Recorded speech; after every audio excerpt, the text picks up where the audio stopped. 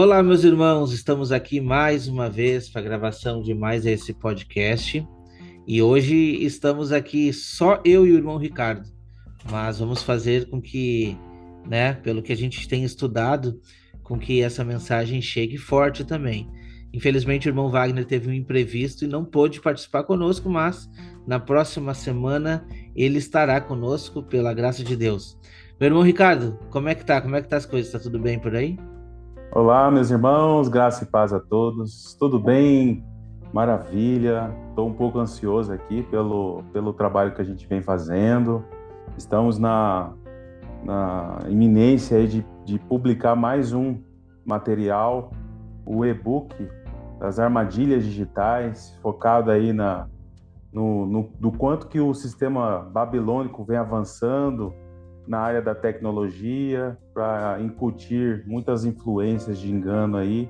E estou bem ansioso. Eu creio que o Senhor vai realizar grandes coisas através deste projeto nosso aí, graças a Deus. Amém, amém. Um projeto que realmente é muito importante. E eu aqui também, semana corrida, também alguns projetos, alguns desafios que, com o passar do tempo, eu tenho certeza que os irmãos vão perceber, mas eu vou deixar quieto por enquanto. Mas eu tô com os desafios difíceis. Ontem foi um dia muito difícil também, mas eu sinto a orientação de Deus para que isso seja possível. E o trabalho tá tudo bem, família tá tudo tranquilo, graças a Deus. E a gente vai avançando, né? Vai avançando nos estudos. E hoje nós estamos entrando aí no capítulo 5 de Apocalipse, que é a visão do livro selado, com os sete selos e do Cordeiro. É interessante, né, que quando a gente continua estudando, a gente vê que todos aqueles pontos dos primeiros capítulos eram essenciais para que a gente chegasse aqui e tendo um pouco de entendimento ou tendo como abordar esse assunto.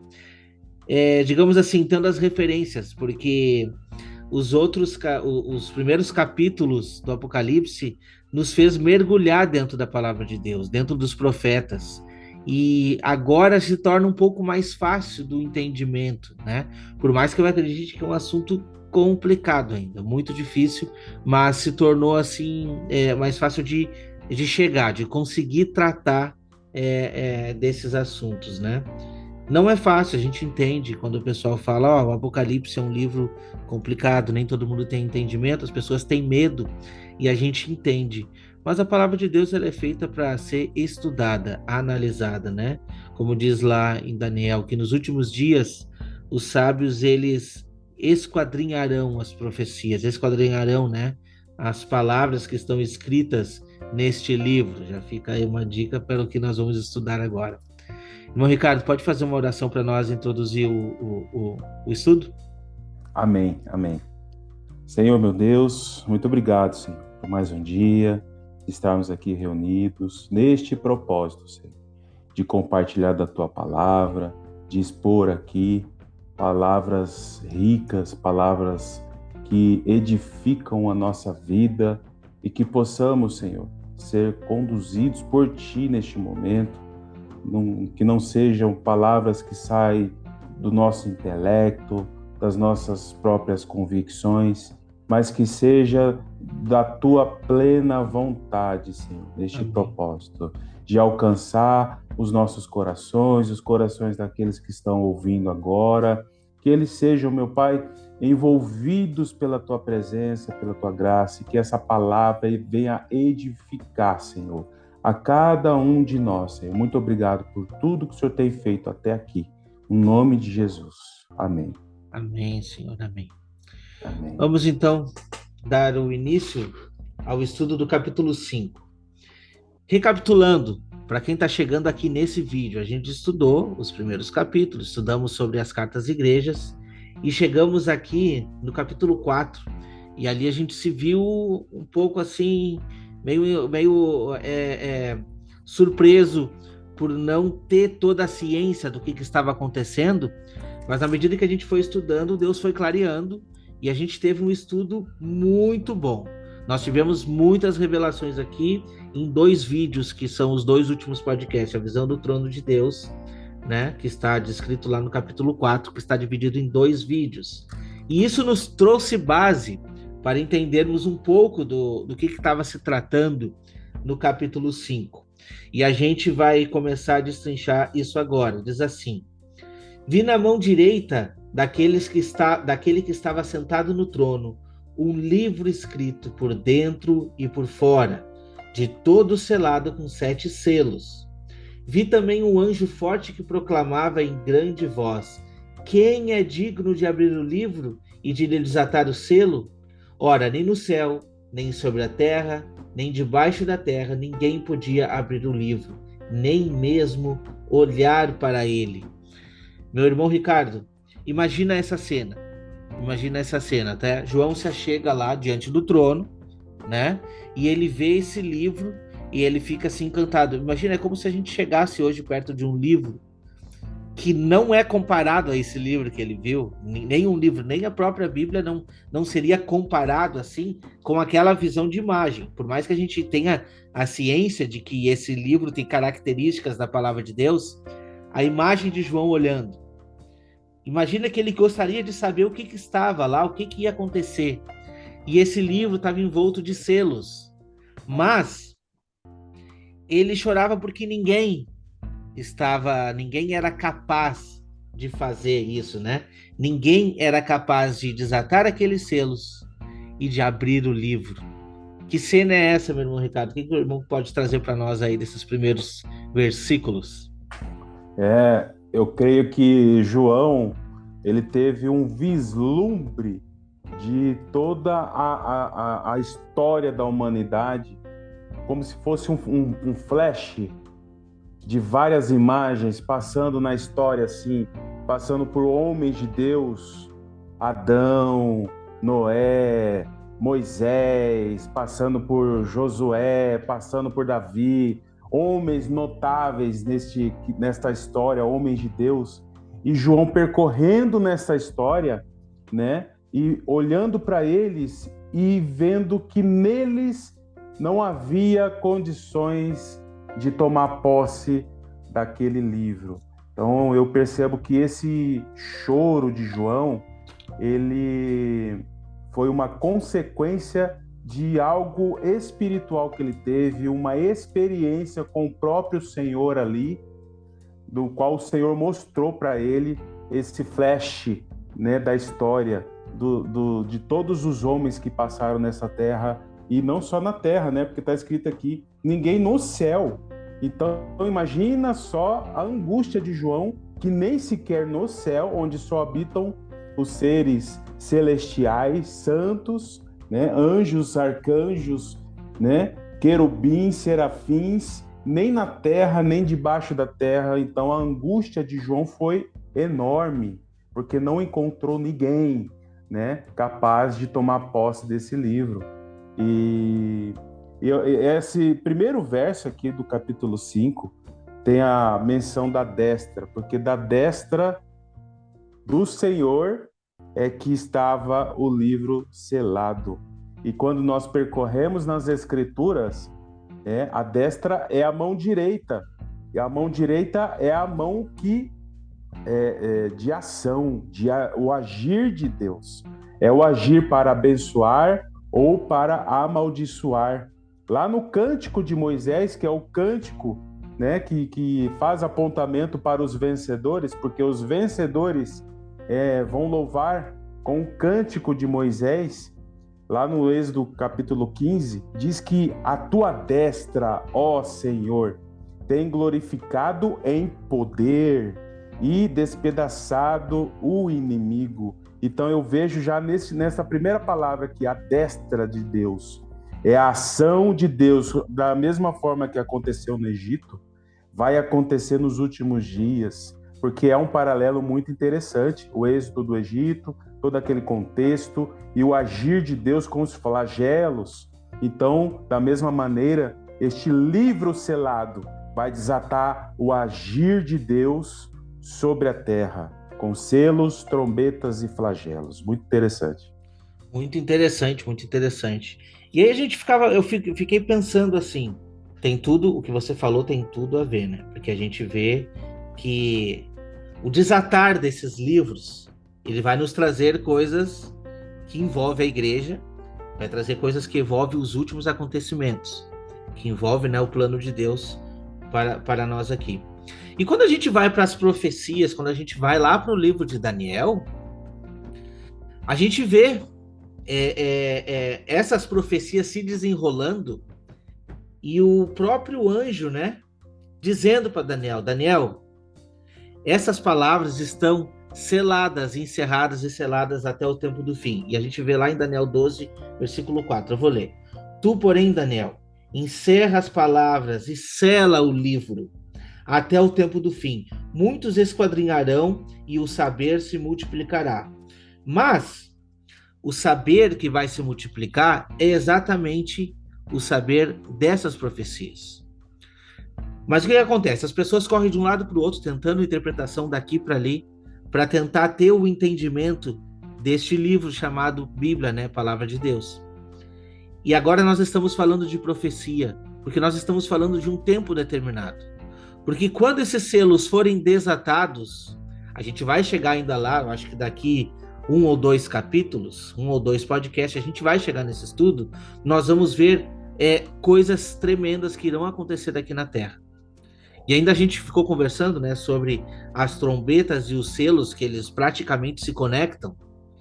Não tem como você desconectar, porque é um tempo em que, ao mesmo tempo que está acontecendo o selamento, está acontecendo também a ação das duas testemunhas que estão tocando essas trombetas, e o juízo de Deus já começando sobre a terra.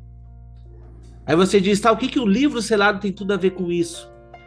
Ali dentro está escrito os ais e as lamentações. Aí é que tá. Quando a gente consegue meditar nesse livro, quando consegue meditar nas profecias, é exatamente o que o livro traz. E ali em Daniel 12:4, como eu falei, sobre este livro que está selado, ele está aberto para todo mundo ver aqui, mas na verdade o selamento é do conhecimento. O selamento desse livro é com relação ao conhecimento. Esse conhecimento só vai ser deliberado, nos próximos versículos a gente vai ver, quando o Espírito Santo habitar dentro de nós. Por isso que todo o pano de fundo que a gente viu dos últimos vídeos, no último episódio da visão do trono de Deus, aproxima os 4 seres viventes, os 24 anciões, juntamente diante do trono com Jesus Cristo. E quando a gente vai lá para Ezequiel 1, a gente viu essa referência de que o Espírito estando na igreja, a ação das rodas, que é a igreja que vai norte, sul, leste, oeste, acompanha a missão do Espírito Santo. Então, o simples fato do cordeiro ter sido morto e ter sido achado digno, ele passou para a igreja, porque não se esqueça, Cristo é o cabeça e nós somos o corpo. Então, assim, Jesus vai depender de uma igreja forte e ativa nos últimos dias. Quando a gente fala desse livro selado, desse entendimento selado, é exatamente o poder que está sendo dado a partir do momento de que a gente aceita Cristo Jesus como nosso Salvador, de desatar todos esses entendimentos que estão ali, né, selado para muitos até hoje. E no versículo 10 desse mesmo capítulo 12, diz assim, ó: muitos serão purificados, embranquecidos e provados, mas os perversos procederão perversamente, e nenhum deles entenderá, mas os sábios entenderão. Entenderão sobre os tempos, entenderão sobre a profecia, entenderão sobre os propósitos e entenderão sobre a missão que a igreja deve percorrer tendo o Espírito Santo. Eu não vou adentrar mais no assunto porque os próximos versículos vão trazer, e aí sim a gente consegue trazer uma base um pouquinho mais forte. Eu vou ler agora então os versículos subsequentes ali, né? Ora, versículo 3, a gente pode repassar: nem no céu, nem sobre a terra, nem debaixo da terra, ninguém podia abrir o livro, nem mesmo olhar para ele. E eu chorava muito, porque ninguém foi achado digno de abrir o livro, nem mesmo de olhar para ele. Todavia, um dos anciões me disse: não chores, eis que o leão da tribo de Judá, a raiz de Davi, venceu para abrir o livro e os seus 7 selos. Meu irmão Ricardo, o que o irmão traz para nós aí? Essa questão do leão da tribo de Judá me faz conectar novamente com um dos 4 seres viventes.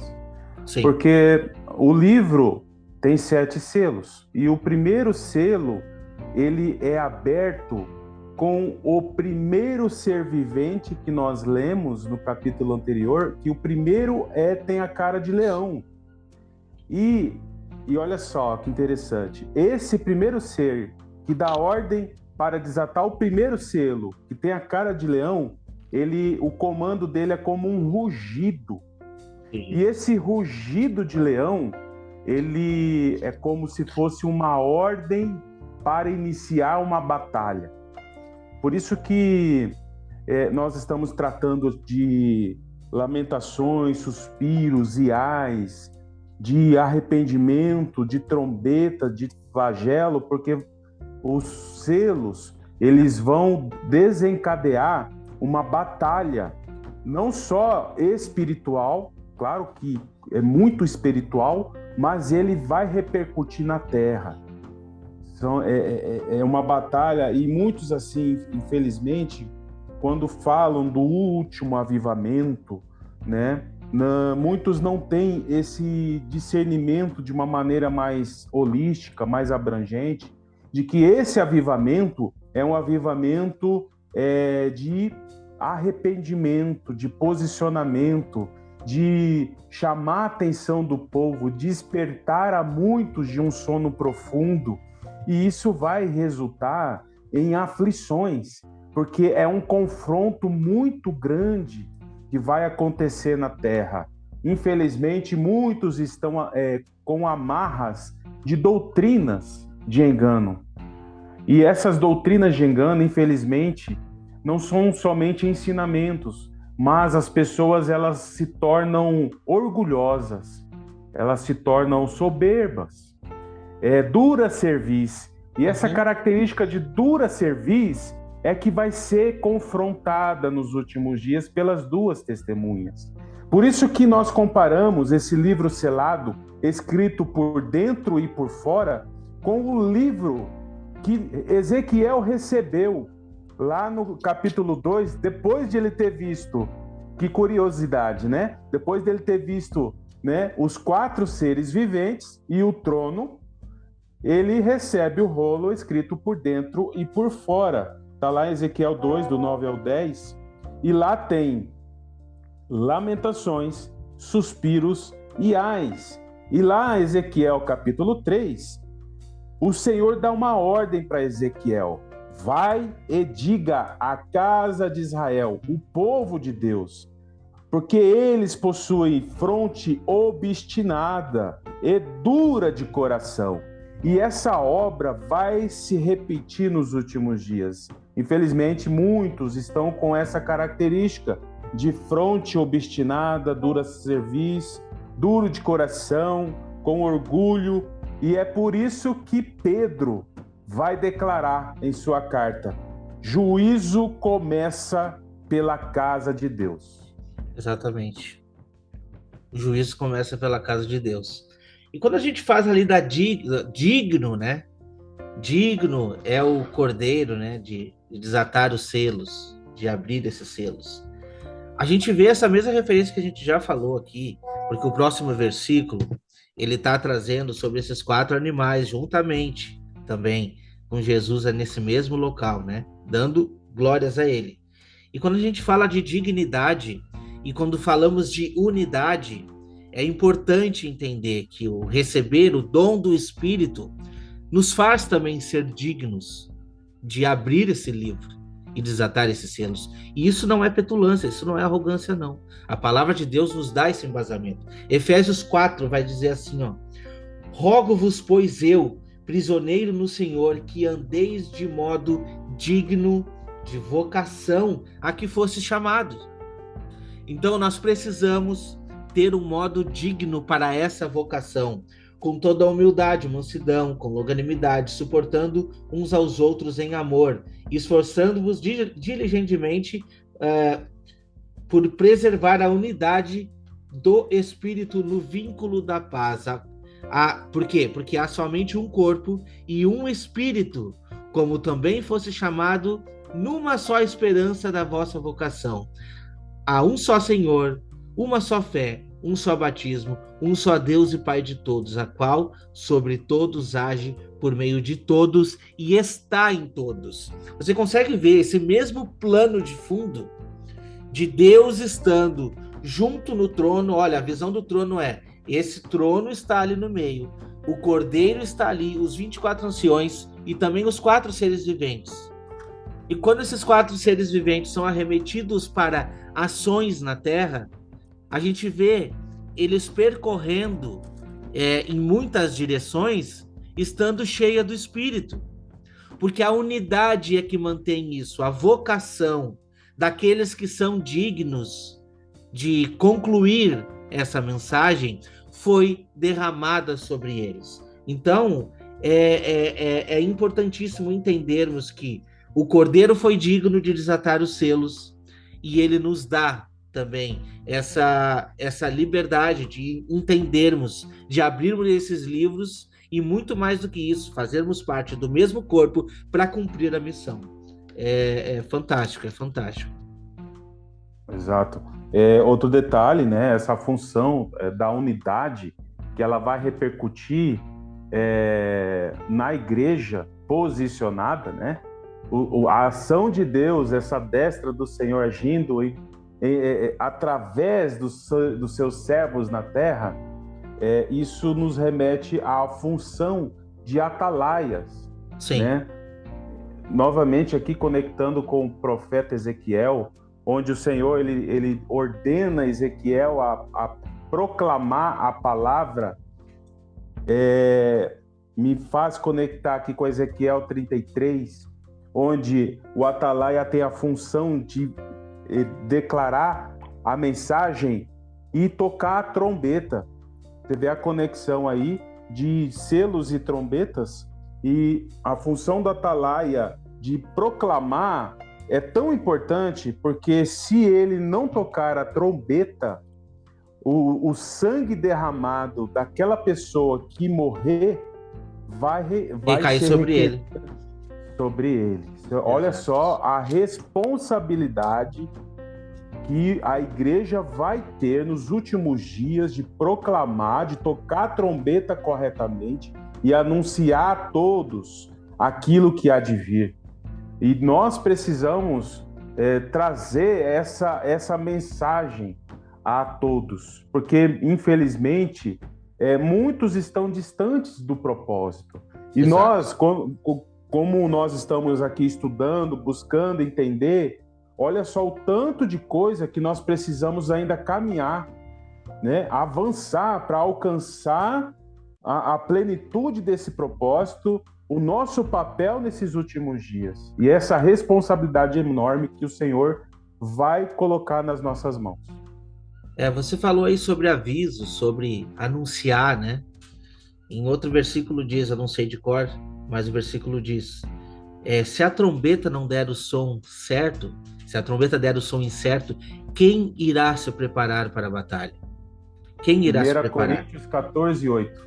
O homem é um crânio nos versículos. O que eu ia dizer? Me fez arremeter agora para Isaías 29, versículo 9 em diante. E isso é importante de eu ler para os irmãos aqui, porque não é de hoje que eu escuto o irmão Ricardo assim: por que eu preciso saber de profecia? Qual é a importância? Eu vou na igreja, eu presto meu culto aqui, eu amo a Deus, Deus sabe, e tá tudo certo, né? Só que a profecia ainda diz, né, de todos os dons, esse é o dom mais importante que tem. Principalmente, ele é mais importante, inclusive, que o dom de línguas, que é um dom que edifica a pessoa interiormente. Mas o dom de profecia, ele é superior. Ele é superior porque edifica a igreja, o dom de profecia. Então, a gente entender sobre os tempos determinados, ele é importantíssimo, importantíssimo. Isaías 29 diz assim, ó, Isaías 29, versículo 9 em diante. Estatelai-vos e ficai estatelados, cegai-vos e permaneceis cegos, bêbados estão, mas não de vinho, ando cambaleando, mas não de bebida forte, porque o Senhor derramou sobre vós espírito de profundo sono e fechou os vossos olhos, que são os profetas. Vendou a vossa cabeça, que são os videntes. Toda visão já se vos tornou como palavras de um livro selado. Olha só que interessante. Nós estamos falando de um livro selado. Quem é digno de desatar esse selo? Quem pode desatar esse selo? Eu respondo hoje, meu irmão Ricardo, quem está diante do trono. Essa é a resposta. Quem está diante do trono é capaz de desatar o selo, porque tem o Espírito do Cordeiro, que foi morto e venceu com toda a autoridade para poder desatar esses selos desse livro selado. E essa pessoa, e aqui o versículo diz, né, que você dá o livro para a pessoa que sabe ler, né, e a pessoa diz, e você diz, lê isso, peço-te, e ele responde, não sei ler. O Senhor disse, visto que esse povo se aproxima de mim com a sua boca, com os seus lábios me honra, mas o seu coração está longe de mim, e o seu temor para comigo consiste só em mandamentos de homens que maquinalmente aprendeu. Continuarei a fazer uma obra maravilhosa no meio deste povo, sim, obra maravilhosa e um portento, de maneira que a sabedoria dos seus sábios perecerá, e a prudência dos seus prudentes se esconderá. Ai dos que escondem profundamente o seu propósito do Senhor, e as suas próprias obras fazem às escuras, e dizem, quem nos vê? Quem nos conhece? Que perversidade a vossa! Como se o oleiro fosse igual ao barro, e a obra dissesse ao seu artífice, ele não me fez, e a coisa feita dissesse do seu oleiro, ele nada sabe. Sabe o que eu consigo entender, meu irmão? Eu consigo entender o seguinte, as pessoas estão distantes, elas acreditam que tem um Deus distante, que você vai encontrar esse Deus dentro de quatro paredes, e ali você está prestando culto, sai dali, tu não tem a ação de Deus na tua vida. Mas não é isso. Deus precisa estar presente todos os dias dentro de nós, porque nós somos a morada do Espírito Santo. Se queremos uma intervenção espiritual, se queremos algo sobrenatural sobre a nossa vida, precisamos buscar entendimento, buscar com súplica, buscar com oração todos os dias da nossa vida. Porque o livro está selado para quem quer que ele esteja selado. Entendeu? Não é da vontade de Deus que esteja selado esse livro. A vontade de Deus é que a gente possa esquadrinhar as Escrituras. E a palavra diz, esquadrinhai as Escrituras, porque julgai ter nela a vida eterna. Então, me pergunta de novo, quem está me perguntando, que não é um, não é dois, nem três, importa eu saber de profecia para ser salvo? Eu respondo para você, talvez não. Mas por outro lado eu digo que Deus precisa de pessoas comprometidas com a palavra de Deus, para saber discernir os tempos determinados. E essa pessoa que entende dessas profecias que estão sendo contadas junto ao altar e estão sendo cheias do Espírito Santo para o cumprimento das promessas dos últimos dias, não vai jamais ser enganada. Não vai ser enganada. Entende? Porque quando a gente olha lá para Apocalipse 12, estou conectando agora, a gente vê que aquela mulher que fugiu para o deserto, ela tem a lua debaixo dos seus pés. O que significa isso, irmão Ricardo? Ela tem os tempos. Os tempos estão sobre ela. Ela caminha sobre os tempos. Ela tem o sol que ilumina propriamente ela, e a lua debaixo dos pés. Ela tem os tempos determinados. A igreja dos últimos dias terá os tempos determinados. Quando a gente fala da parábola das 10 virgens, A gente não está dizendo aqui de um povo que não conhece ao Senhor. Nós estamos falando de um povo que até certo tempo estava caminhando junto e os dois receberam azeite, só que um cultivou e o outro não. Então nós estamos aqui cambaleando e bêbados, literalmente. Literalmente. Entendeu? Com os costumes da vida. E não é isso que o Senhor quer. Não é isso. Realmente, não basta ser prudente, né? Porque prudente também dorme. Também dorme. Né? O que importa é buscar santidade, é eu estar bem com Deus, estar pronto para o Senhor voltar. Mas só ser prudente é o que o Senhor determinou para cada um de nós. Não é o que nós encontramos isso nas Escrituras. Ser prudente somente não é suficiente, porque prudente também dorme. O Senhor requer de nós a atenção com a mensagem, com o propósito do Senhor para os últimos dias. Aí vai além de ser prudente. Eu preciso ser um atalaia, estar atento, avisar aquele que não consegue enxergar. Exato. Aí sim, o propósito ele vai começando a se iluminar diante dos nossos olhos. Nós entendemos o propósito. Quando nós entendemos as Escrituras, entendemos as profecias, e o Senhor requer de nós esse posicionamento, porque estar no profundo sono é um risco enorme, é um risco que pode, inclusive, ser pago com a salvação. Né? Isso é muito arriscado. E essa questão que você trouxe de Isaías 29, no verso 14, fala da sabedoria dos seus sábios, ou seja, a sabedoria dos homens perecerá, e o entendimento dos seus prudentes, pessoas que se acham prudentes, se esconderá. O conhecimento vai fugir dessas pessoas que se acham prudentes. A sabedoria vai perecer dessas pessoas que se acham sábios. Ou seja, a sabedoria humana não chega nem perto daquilo que o Senhor quer de fato derramar sobre aqueles que são humildes de coração. E você vê a importância de um posicionamento que nós precisamos para entender os propósitos do Senhor.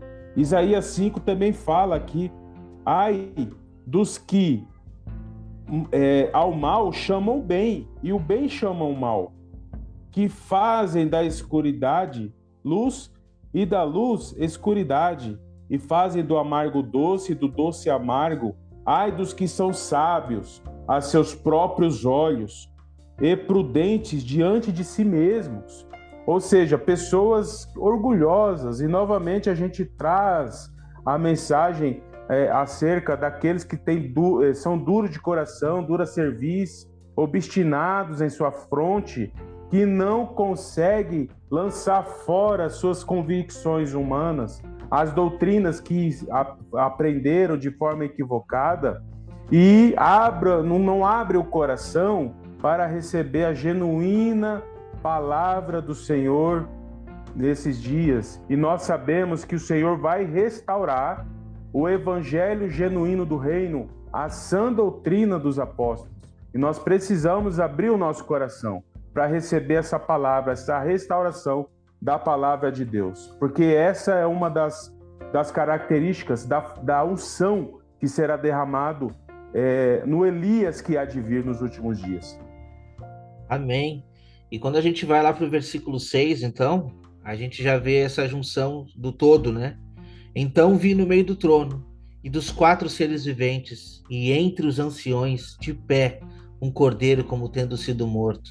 Ele tinha 7 chifres, bem como 7 olhos, que são os 7 Espíritos de Deus, enviados por toda a terra. Veio, pois, e tomou o livro da mão direita daquele que estava sentado no trono. E quando tomou o livro, os 4 seres viventes e os 24 anciões prostraram-se diante do cordeiro, tendo cada um deles uma harpa e taça cheia de ouro, taça de ouro cheia de incenso, que são as orações dos santos?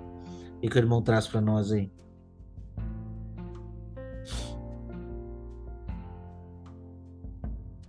Irmão Ricardo, tá no mudo. Ah, Voltou. interessante aqui é que faz menção de Jesus como cordeiro que foi morto, né? E Sim. nós fazemos conexão disso com os tempos determinados, as festas bíblicas, né? A primeira festa aí, a solenidade de Páscoa. Então, a Páscoa, ela é crucial o entendimento da Páscoa, porque dali nós podemos entender o propósito do Senhor nas demais solenidades. E a solenidade de Páscoa traz o Cordeiro Pascal, né, que aponta para Jesus, que foi morto, e nós realizando essa conexão também com os 7 Espíritos de Deus, que também está mencionado, lá em Zacarias 4, verso 10, fala do prumo de Zorobabel. E no prumo de Zorobabel tem 7 olhos, apontando para os 7 Espíritos de Deus. E Zorobabel era rei. Interessante. Em Zacarias 3, verso 9, tem a figura do sumo sacerdote Josué. E lá também tem a menção da pedra única com 7 olhos. Se nós juntarmos os 2 personagens, Zorobabel e Josué, um rei e um sumo sacerdote, o prumo de Zorobabel, a palavra ali prumo é Eben em hebraico. E a pedra única de Josué também é a mesma palavra, Eben. Então o prumo de Zorobabel é a mesma pedra única de Josué, apontando para Jesus, rei e sumo sacerdote, agindo sobre a terra através dos 7 olhos, que são os 7 Espíritos de Deus sobre toda a terra. E nós, conectando isso com Isaías 11, nós percebemos que esses 7 Espíritos de Deus aponta também para o sétuplo conhecimento. Por isso que o irmão trouxe aqui a questão de que o conhecimento, né, aumentará nos últimos dias, e os sábios entenderão, porque eles receberão essa porção do sétuplo conhecimento. Uma outra característica da unção do Elias que há de vir será derramada sobre o povo de Deus posicionado, o Espírito do Senhor, o Espírito de sabedoria, o Espírito de inteligência, de conselho, de fortaleza, de conhecimento do temor do Senhor. Olha só a grandeza desta bênção, dessa promessa que será derramada sobre o povo de Deus. É verdade. O irmão trouxe aí sobre o prumo, o irmão trouxe ali sobre os 7 Espíritos, né? Que são os 7 olhos de Deus enviados por toda a terra. E quando a gente fala desse prumo, e falando também sobre o Cordeiro, que nos conecta com as festas, é lógico. Vou falar primeiro um de cada parte, tá? Porque na hora já me veio vontade de comentar. O prumo, quando a gente vê lá no Apocalipse, ele praticamente está sendo usado como a mesma referência para medir, que é Apocalipse 11. E olha só, ele está medindo um santuário e aqueles que estão se achegando diante do trono. E o que nós estamos falando aqui? Sobre aqueles que estão diante do trono junto com o Cordeiro. Prestou atenção, pegou esse ponto? Agora nós vamos para um outro ponto. Eu vou lá para o Apocalipse, que a gente continuou lendo, e tem uma partezinha interessantíssima lá. No versículo 6. Não, desculpa, versículo 8. Quando tomou o livro, os 4 seres viventes e os 24 anciões prostraram-se diante do Cordeiro, tendo cada um deles uma harpa e taça de ouro cheio de incenso. O que significa o incenso? Que são as orações dos santos. Para onde que eram direcionadas as orações dos santos? Referência a esse incenso ao Santo dos Santos. referência a uma súplica, referência a um dia especial, entende? Diante do que seria ali, né, o trono de Deus neste santuário terrestre, né, que é a Arca da Aliança. Então, a presença de Deus, o Shekinah que estava ali, era acessado somente uma vez por ano. E a gente não cansa de falar das festas aqui, não vamos cansar, porque a referência de profecia nos aproxima com as festas bíblicas. Então, trazendo esse pano de fundo do Santo dos Santos, trazendo esse pano de fundo do Santo dos Santos, que era habitado uma vez por ano, quando a gente vai lá para Hebreus agora, nos diz que esse caminho está descortinado. Esse caminho não tem mais cortina. E a gente vê que esses 24 anciões, esses 4 seres viventes, estão aonde? Diante do trono. E quando eles dizem assim, eles carregam e têm a oração dos santos, não tem como não conectar com a igreja, meus irmãos. Não tem como não conectar. Está tudo conectado. Está tudo conectado. E quer ver só? Quando a gente fala aqui desse prumo que foi dado, né, na mão de Zorobabel, o irmão leu ali, Zacarias 4, versículo 10, quem despreza o dia dos humildes começos, esse alegar-se-á vendo o prumo na mão de Zorobabel. Aqueles 7 olhos, olha só o que diz, aqueles 7 olhos são os olhos do Senhor que percorrem por toda a terra, mas também são os 7 espíritos que estão sendo derramados sobre a igreja. Então, quando diz, né, que esses animais tinham olhos por detrás e pela frente, é a igreja, o Espírito do Senhor, habitando no meio da igreja.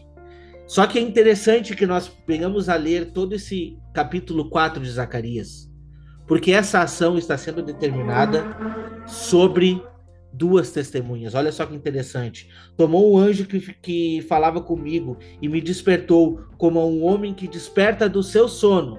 Desperta, tu que dorme, né? E me perguntou, o que vês? Respondi, olho e eis um candelabro todo de ouro e um vaso de azeite em cima, com as suas 7 lâmpadas e os 7 tubos, um para cada uma lâmpada que estão em cima do candelabro. Bom, a visão agora já aproximou aqui a visão das 7 igrejas.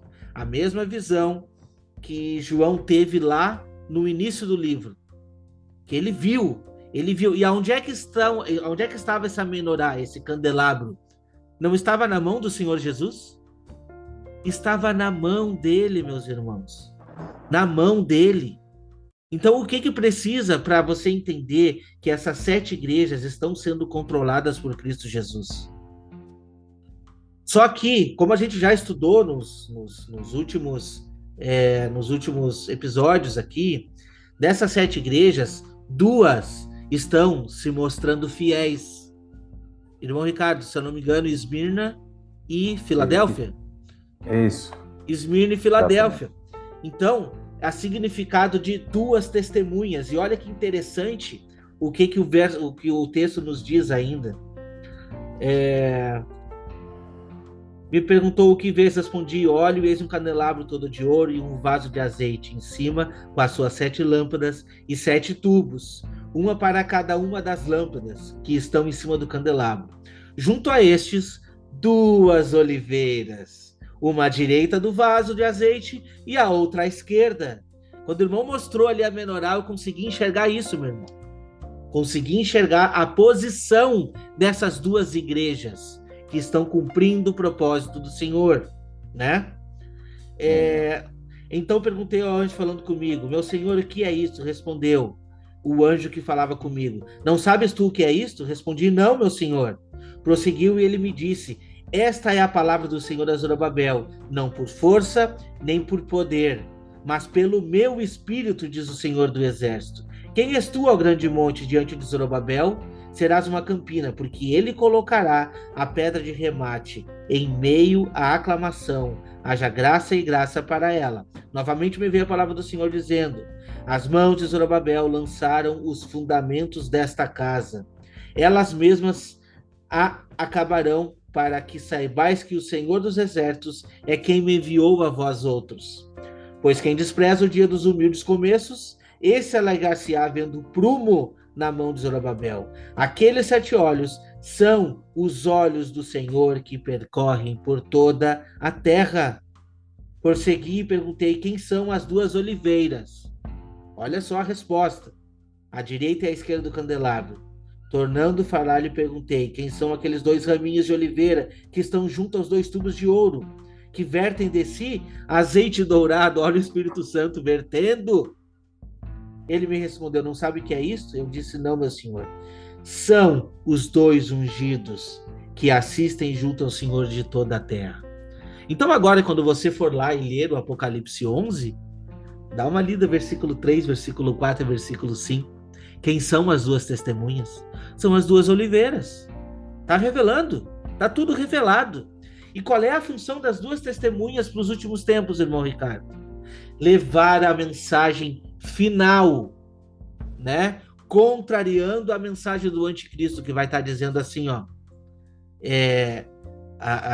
adorai, não adorai aquele que fez o céu, a terra, o mar, né? E todas as coisas que lá existem. Pelo contrário, as duas testemunhas vão estar dizendo ao contrário. Ao contrário. E aí, o vale da decisão está posto. Entende? Exatamente. O vale da decisão estará posto diante dessas duas testemunhas que têm os 7 olhos do Senhor, que têm este azeite. Já falei demais aqui, vou deixar um pouco o irmão. Que a gente se empolga, tá ótimo. Né? É ótimo, ótimo. É muito interessante conectar as duas testemunhas, né? Apocalipse 11:4 fala, elas são as duas oliveiras e elas são os dois castiçais. Então, nós precisamos conectar e encontrar nas Escrituras quem são as duas oliveiras e quem são os dois castiçais, para encontrar a identidade das duas testemunhas. O Wagner trouxe aqui a respeito das duas oliveiras, né?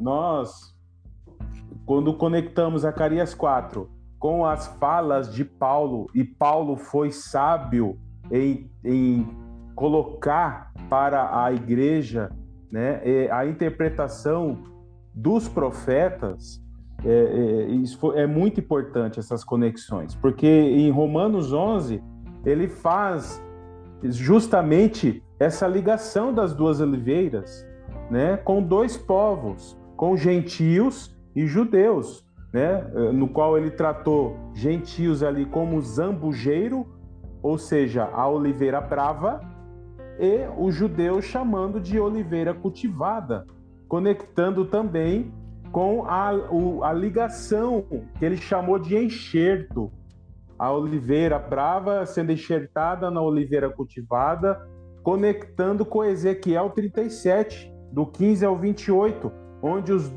as duas madeiras se uniriam, né? Sim. Efraim unindo com Judá, as duas casas de Israel. Olha só o entendimento das duas casas de Israel aí, nas duas oliveiras. E quando nós olhamos para os dois castiçais, impossível não conectar com os dois castiçais dentre as 7 que estão dignas diante do Senhor para realizar a boa e perfeita obra nestes últimos dias. Então, o Senhor vai levantar testemunhas, um povo posicionado para realizar essa obra. E nós precisamos entender essas mensagens das festas, das duas casas de Israel. Olha só a mensagem profunda que isso nos traz, entendimento acerca do Apocalipse aí. Exatamente. O que a gente está querendo sempre trazer é que estudar a palavra e prosseguir em estudar nos leva a uma compreensão mais ampla. Né? A gente poderia estar lendo esses versículos corridos aqui sem entender nada, que é o que muitos fazem hoje. Vamos fazer uma leitura anual da Bíblia. Vai lá ler 2 capítulos por dia, 10 minutinhos. Não, a Bíblia não é para ser lida, meu irmão Ricardo. A Bíblia é para ser meditada. Nós temos aqui, ó, você de casa, vou recomendar qualquer aplicativo simples que você baixar da Bíblia no seu celular, você consegue fazer uma busca de conexão de palavras, e isso ajuda muito. A gente usa esse privilégio de fazer conexões, porque Deus faz o tempo inteiro conexões de palavras. Isso nos faz compreender melhor os termos, compreender melhor as profecias, conectar os profetas, conectar os assuntos, e a revelação se torna muito mais presente, sabe? Eu costumo dizer o seguinte, que é muito simplório você entender assim, tá, não, tudo bem. O mistério de Deus foi revelado, que agora a salvação também entrou para os gentios. Amém? Todo mundo bate palma, faço parte dos gentios, estou aqui. Mas os mistérios são muito mais além, a gente conseguiu ver aqui. Não é só isso. Se fosse só isso, tá tudo certo. As religiões estavam tudo cobertas. Nós somos os gentios, agora nós somos o povo de Israel, porque Deus rejeitou o povo. Deus não rejeitou o povo dele, foi o contrário. O povo é que rejeitou o Senhor, o povo é que adulterou, o povo é que adorou ídolos.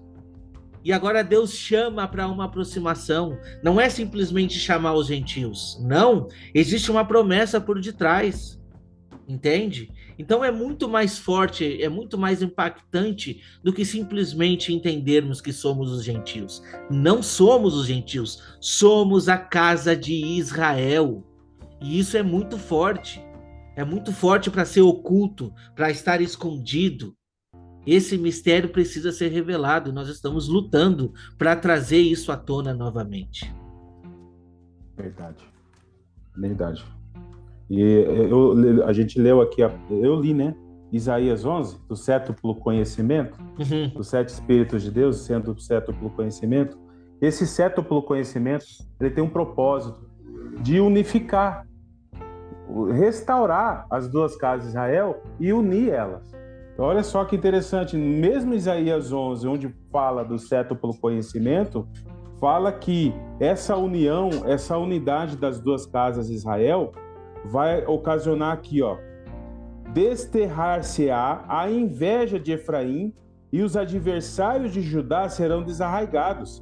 Efraim não invejará a Judá, e Judá não oprimirá a Efraim. E Paulo, num verso só, Efésios 2,16, está escrito assim, que pela cruz caiu a inimizade, né? Unindo gentios e judeus em um corpo.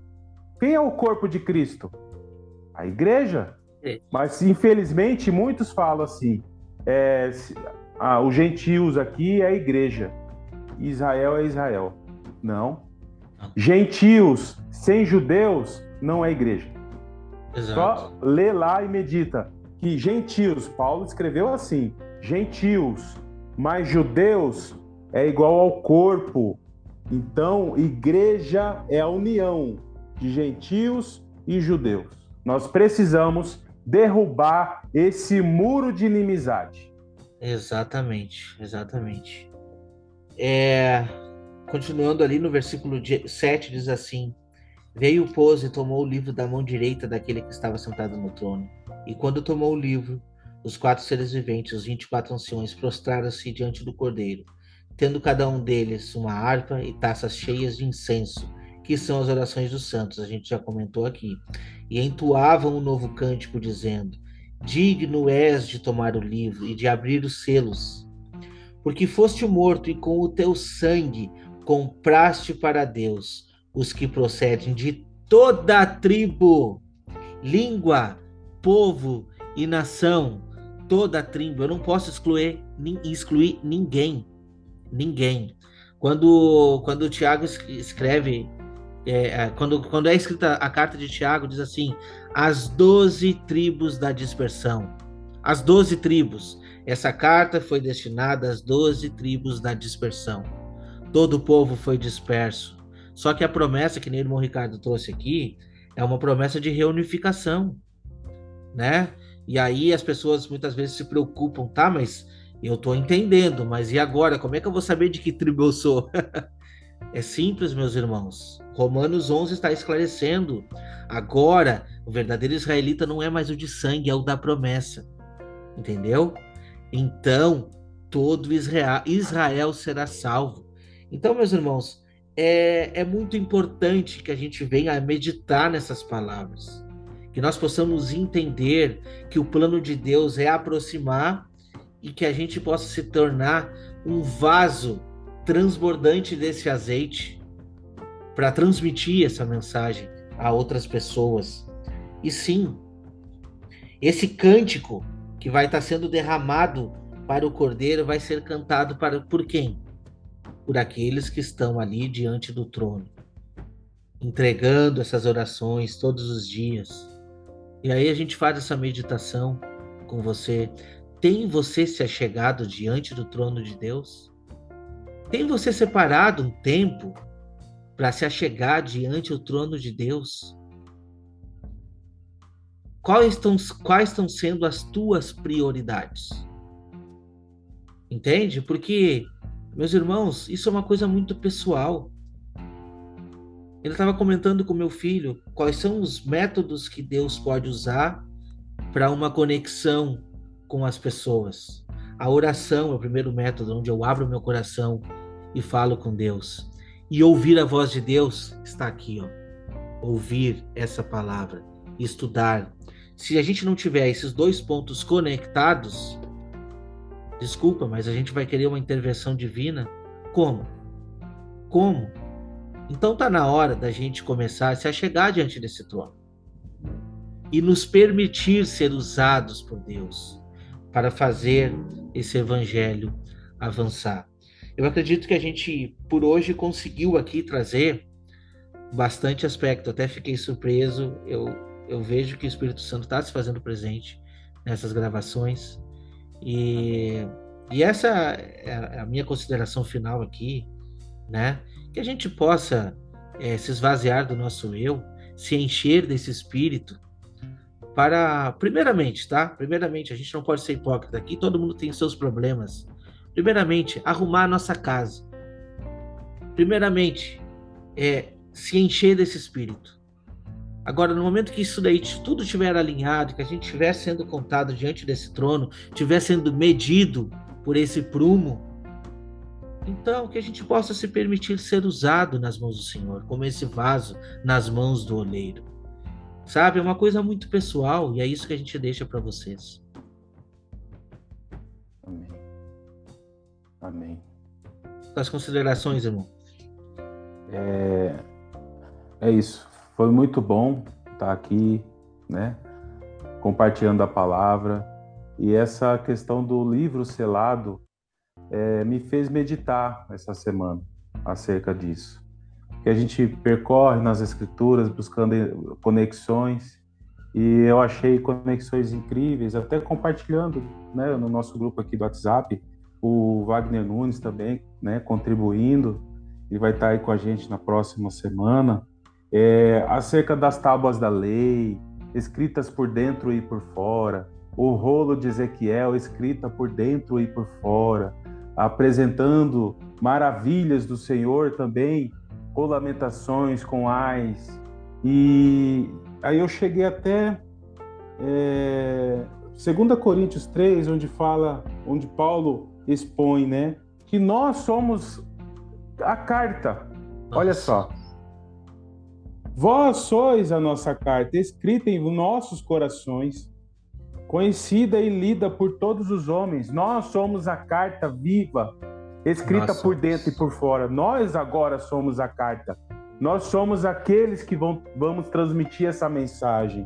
E aí ele continua aqui. Porque já é manifesto que vós sois a carta de Cristo, ministrada por nós e escrita não com tinta, mas com o Espírito do Deus vivo, não em tábuas de pedra como no passado, mas nas tábuas de carne do coração.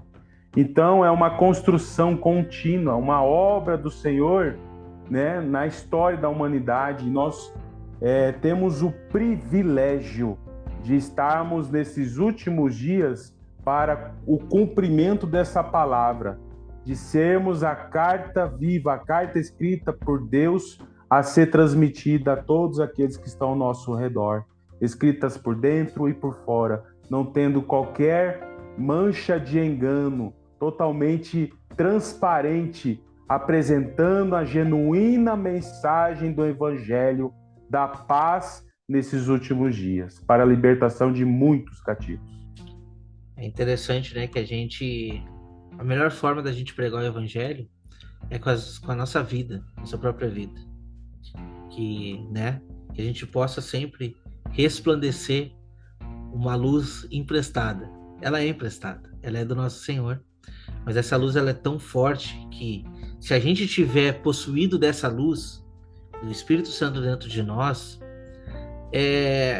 o nosso testemunho ele prega. O nosso testemunho, a nossa vida, nossas ações, vivendo em dignidade de ser contado, né, junto ao altar, isso não tem preço, não tem preço. Então, eu almejo esse dia em que todos vão cantar esse novo cântico, né? O cântico do Cordeiro, o cântico da vitória, e que a gente vai poder, com júbilo, dizer, né, que nós somos vencedores, cumprimos a missão, né? Assim como Paulo combati o bom combate, né? Encerrei a carreira e guardei a fé.